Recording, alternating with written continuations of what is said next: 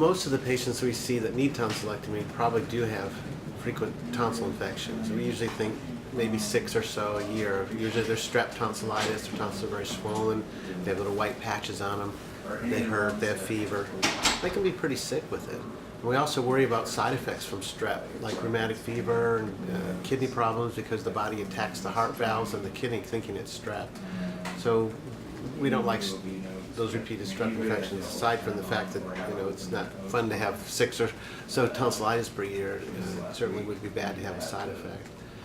Another very common reason to take your tonsils is because they're so large. And tonsils and adenoids can be so large that a child can't breathe well at night. They snore and they have sleep apnea, which means while they're sleeping they stop breathing and they have to wake up just enough to breathe, so they don't get a good night's sleep. They don't grow because they make growth hormone during deep sleep. When you're mouth breathing all the time, it affects the way your face grows. And when you can't breathe well through your nose, it's uncomfortable, it slows your eating. People just need to be able to breathe through their nose. They need to be able to breathe easily and quietly when they're sleeping. And we find that kids even don't do as well in school. They have hyperactivity because of the poor sleep as a result of not breathing well.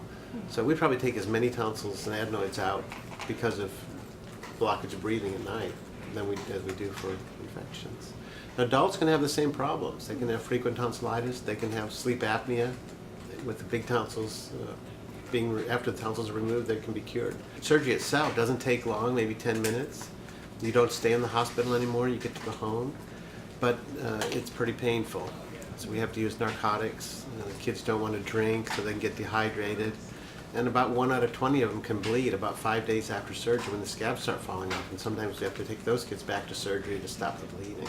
Doesn't mean there's anything wrong with their system, that they're an easy bleeder, they have a hemophilia or anything like that. It's the fact that blood vessels are so big and they're in the throat where it's always bathed in mucus and saliva and food, and so as the scabs fall off, the blood vessel hasn't healed enough and it breaks loose. So it's not a real big deal. It's scary, but it's usually not life-threatening.